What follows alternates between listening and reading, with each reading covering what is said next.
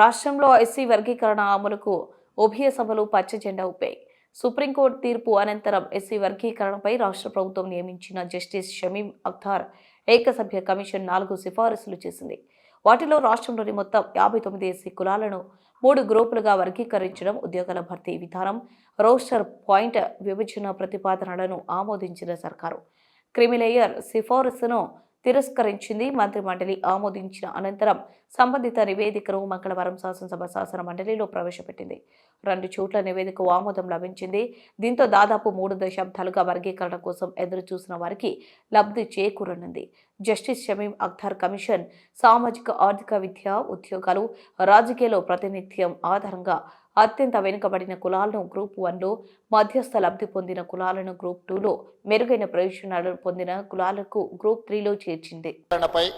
పంజాబ్ రాష్ట్ర ప్రభుత్వం versus Davinder Singh and others civil appeal number 2017/2011 తేదీ 1/8/2024 కేసులో తీర్పు వెలువడింది. అదే రోజున 2024 ఆగస్టు 1వ తేదీన ఇదే శాసనసభలో రాష్ట్ర ప్రభుత్వం సుప్రీంకోర్టు రాజ్యాంగ ధర్మాసనానికి మనస్ఫూర్తిగా కృతజ్ఞతలు తెలియజేసింది. ఎస్సీ వర్గీకరణ అమలుకు రాష్ట్రం ప్రభుత్వం కట్టబడి ఉంది అని చెప్పి ప్రకటన చేసింది. అధ్యక్ష, ఎస్సీ వర్గీకరణ అమలు చేసే బాధ్యతను మా మిత్రులు, మా మంత్రివర్గ సహచరులు మేమందరం తీసుకుంటామని అదే రోజున ఎస్సీ సోదరులకు మాట ఇచ్చాము. ఈ ప్రక్రియలో భాగంగా న్యాయపరమైన ఇబ్బందులు తలెత్తకుండా రాష్ట్ర ప్రభుత్వం అప్పటి నుంచే కార్యాచరణ చర్యలు చేపట్టింది. గౌరవ సుప్రీంకోర్టు రాజ్యాంగ ధర్మాసనం ఇచ్చిన తీర్పును అధ్యయనం చేయటం, ఈ తీర్పుతో ముడిపడి ఉన్న వివిధ అంశాలను జాగ్రత్తగా పరిశీలించి ముందుకు వెళ్లే మార్గాలను సూచించడంతో పాటు అవసరమైన సిఫార్సులు చేయాలని కోరుతూ 2024 సెప్టెంబర్ 12వ తేదీన నీటిపారుదల, పౌర సరఫరాల శాఖ మంత్రి ఉత్తమ్ కుమార్ రెడ్డి గారి అధ్యక్షన మంత్రులు దామోదర్ రాజనరసింహ, దుద్దిల్ల శ్రీధర్ బాబు, శ్రీ పొన్నం ప్రభాకర్, శ్రీమతి ధనసరి అనసూయ సీతక్క, ఎంపీ మల్లు రవి సభ్యులుగా కమిటీని నియమించింది. కమిటీ పలు దఫాలుగా సమావేశమై విస్తృత చర్చలు జరిపింది.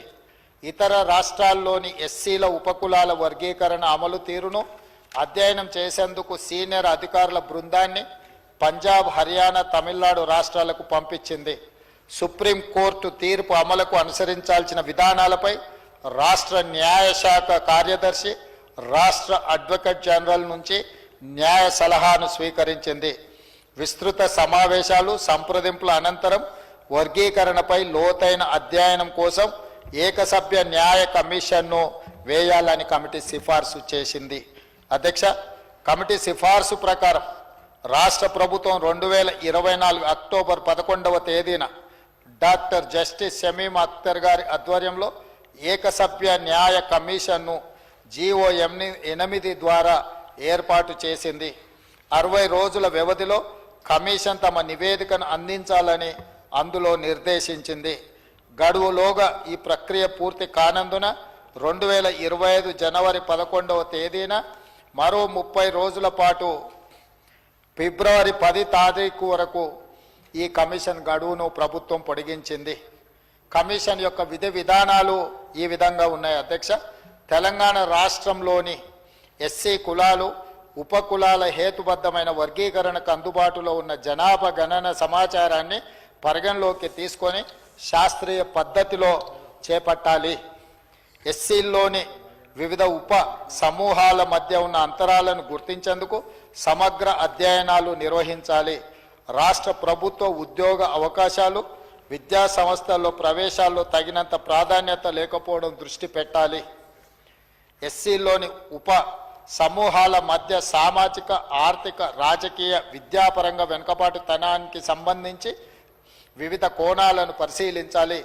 సుప్రీంకోర్టు తీర్పు ప్రకారం ఎస్సీ కులాల ఉపవర్గీకరణను సమర్థవంతంగా అమలు చేసే విధానాన్ని గుర్తించాలి. రిజర్వేషన్ ప్రయోజనాలను షెడ్యూల్డ్ కులాలలోని వివిధ ఉపసమూహాలకు పంపిణీ చేసేందుకు చేపట్టవలసిన ఇతర చర్యలను సూచించాలి. 2024 నవంబర్ 11వ తేదీన విచారణ కమిషన్ బాధ్యతలు స్వీకరించింది. 13/11/2024న కమిషన్ ఆఫ్ ఎంక్వైరీస్ రూల్స్ 1968లోని 4 సబ్ క్లాస్ 1B కింద నోటిఫికేషన్ జారీ చేసింది. కమిషన్కు అప్పగించిన విధి విధానాల ప్రకారం ప్రజల నుంచి అభిప్రాయాలను స్వీకరించింది. 2024 డిసెంబర్ 4 నుంచి 2025 జనవరి 3వ తేదీ వరకు రాష్ట్రంలోని వివిధ జిల్లాల్లో కమిషన్ పర్యటించింది.